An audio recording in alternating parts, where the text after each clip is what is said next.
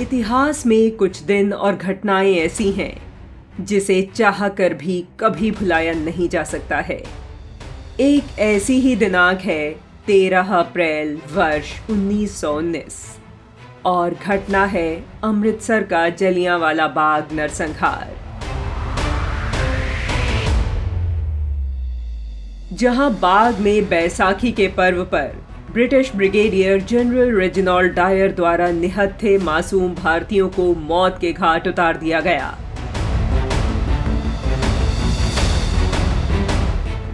अमृतसर के जलियांवाला बाग में कई लोग 13 अप्रैल को अंग्रेजी सरकार के दमनकारी कानून रॉलेट एक्ट के विरोध में 2 नेताओं की गिरफ्तारी के खिलाफ शांतिपूर्वक तरीके से प्रदर्शन करने के लिए जमा हुए थे। लेकिन यहां ब्रिटिश सेना के जनरल डायर की टुकड़ी ने इस बाग में आए लोगों पर बिना चेतावनी दिए गोलीबारी शुरू कर दी। यह गोलीबारी तब तक जारी रही जब तक ब्रितानी सरकार के सैनिकों की गोलियां खत्म नहीं हो गईं।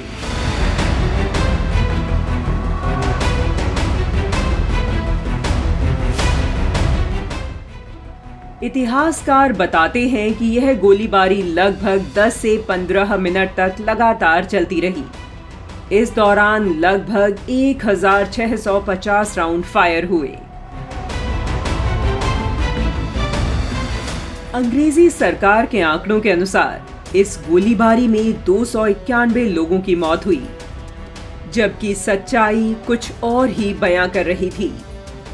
मदन मोहन मालवीय की समिति का मानना था कि इस नरसंहार में 500 से अधिक लोगों की मौत हुई थी, लेकिन कई लोगों का मानना है कि ब्रितानी सैनिकों की गोलीबारी से बाग में भगदड़ हो गई और कई लोग जान बचाने के लिए वहां स्थित कुएं में कूद गए।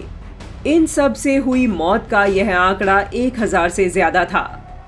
तत्कालीन समय में भारत में ब्रितानी सरकार होने के चलते जलियांवाला बाग हत्याकांड के दौरान हुई मौतों की संख्या पर कोई आधिकारिक डेटा नहीं है, लेकिन अमृतसर के डिप्टी कमिश्नर कार्यालय में 484 शहीदों की सूची है, जबकि जलियांवाला बाग में कुल 388 शहीदों की सूची है। ब्रिटिश राज के अभिलेख इस घटना में 200 लोगों के घायल होने और 379 लोगों के शहीद होने की बात स्वीकार करते हैं, जिनमें से 337 पुरुष, 41 नाबालिग लड़के और एक 6 सप्ताह का बच्चा शामिल है। जबकि अनाधिकारिक आंकड़ों के अनुसार इस घटना में 1000 से अधिक लोगों की हत्या की गई और 2000 से अधिक लोग घायल हुए। इस घटना से पूरे देश में अंग्रेजों के खिलाफ रोष का माहौल बन गया था। कई नरमपंथियों का अंग्रेजों के प्रति रवैया भी बदला। वहीं घटना के विरोध में रविंद्रनाथ टैगोर ने अंग्रेज सरकार से मिले नाइटहुड के सम्मान को लौटा दिया था। आजादी के बाद वर्ष 1951 में जलियांवाला बाग के शहीदों की याद में एक मेमोरियल बनाया गया। वहीं जब भी इंग्लैंड की महारानी एलिजाबेथ भारत आईं, उनसे उम्मीद और मांग की जाती रही कि अंग्रेज इस नरसंहार के लिए माफी मांगे, लेकिन ऐसा हुआ नहीं।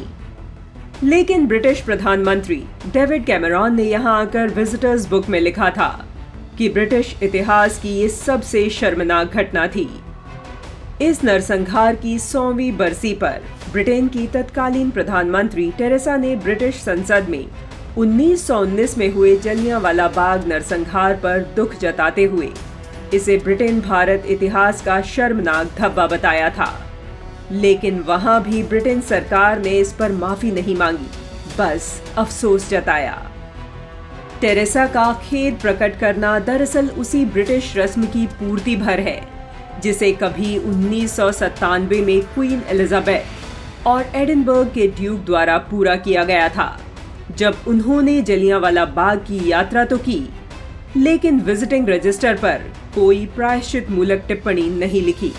इसी प्रकार 2013 में तत्कालीन ब्रिटिश प्रधानमंत्री डेविड कैमरून ने भी इस घटना को शर्मनाक तो कहा, पर औपचारिक क्षमा प्रकट करना मुनासिब नहीं समझा। ब्रिटेन ने भले ही इस नरसंहार के लिए अधिकृत माफी नहीं मांगी हो, लेकिन यहाँ बना स्मारक भारत के जनमानस को राष्ट्रदेव के लिए अपनी आहुति देने वाले बलिदानियों की याद दिलाता है। यहाँ आकर हम भारतवासी देश के लिए बलिदान होने वाली हुतात्माओं को यहाँ की मिट्टी का तिलक माथे से लगाकर श्रद्धांजलि देते हैं। आज यह भूमि भारत के किसी तीर्थ से कम नहीं है।